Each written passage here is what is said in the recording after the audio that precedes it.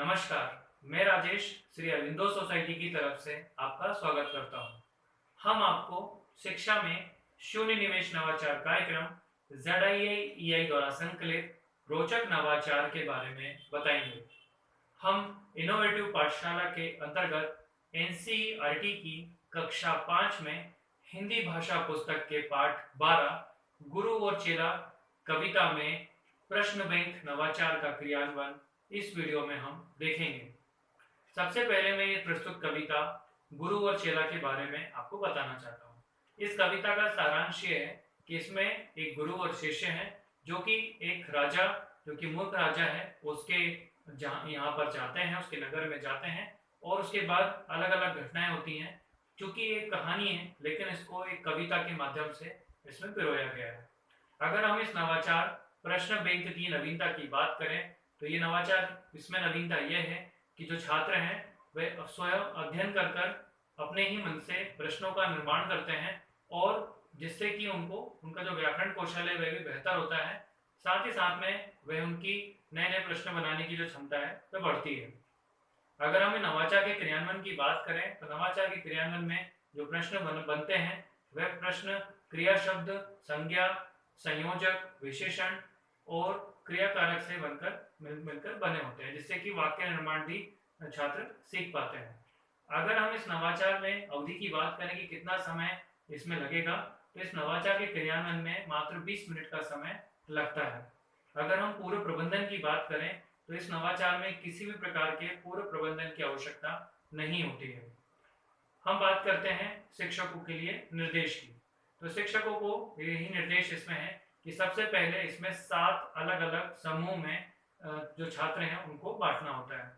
फिर सभी छात्रों से व्याख्यात्मक, दीर्घोत्तरीय, लघुत्तरीय और अति लघुत्तरीय इस तरीके के प्रश्नों का निर्माण करने के लिए कहना होता है। जब ये पूरा पाठ पढ़ लिया जाता है उसके बाद इन प्रश्नों का निर्माण छात्रों से कराया जाता है। ये कराने के बाद जो समूह बनाए गए थे उन समूह में एक एक उसका नेता या लीडर बनाया जाता है, जो कि इस बात का ध्यान रखता है कि कहीं भी प्रश्नों का दोहराव तो नहीं हो रहा है। फिर जब ये प्रश्न पूरी तरीके से बनके तैयार हो जाते हैं तो छात्रों से ये भी कहा जाता है कि वह प्रत्येक प्रश्न का उत्तर भी बनाएं और इसी के साथ जैसा प्रश्नों का वो एक बैंक बना रहे हैं तो उसकी एक उत्तर कुंजी भी साथ में वो बनाएं। इसके बाद सभी समूह से, जो समूह के जो लीडर हैं, उनसे पूरे के पूरे प्रश्न बुलाए जाते हैं और उन प्रश्नों को एक जगह पर एकत्रित कर दिया जाता है, जिससे कि ये जो बैंक होता है, प्रश्न बैंक, उसका निर्माण हो जाता है। इसके बाद इस प्रश्न बैंक से कोई भी छात्र इसका उपयोग कर सकता है, जो उसकी उससे पूरे के पूरे जो पाठ पढ़ाए गए हैं उसका वह लाभ, उसके उत्तर, प्रश्न उत्तर वो आसानी से पढ़ सकता है और उन्हें याद भी कर सकता है। अगर आइए हम इसे उदाहरण के साथ समझते हैं। जैसे कि ये जो प्रस्तुत पाठ है, इसमें जो टका है उसका क्या अर्थ है, ऐसा प्रश्न पूछा जा सकता है, बनाया जा सकता है कि कविता में जो टका जो शब्द इस्तेमाल हुआ है उसका किससे अर्थ है। तो टके का अर्थ होता है सिक्के से। या राजा ने जो बुलाया किसको, जब दीवार गिरी तो राजा ने किसको बुलाया, तो राजा ने जब दीवार गिरी तब उसका उत्तर है कि संतरी को बुलाया।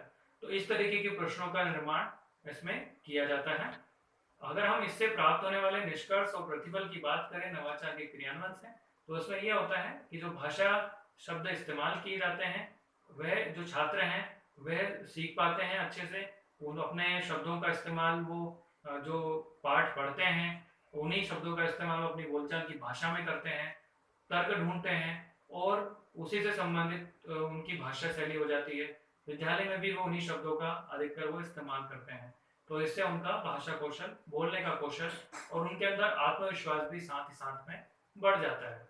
अगर हम बात करें इसमें विशेष आवश्यकता वाले छात्रों की, तो विशेष आवश्यकता वाले जो छात्र हैं वह इसमें सीधे तौर पर तो भाग नहीं ले सकते हैं, लेकिन वे दूसरे जो छात्र हैं उनका साथ लेकर इसमें प्रश्नों का निर्माण वह भी कर सकते हैं और कहीं ना कहीं समावेशी शिक्षा के साथ सामंजस्य बिठा सकते हैं।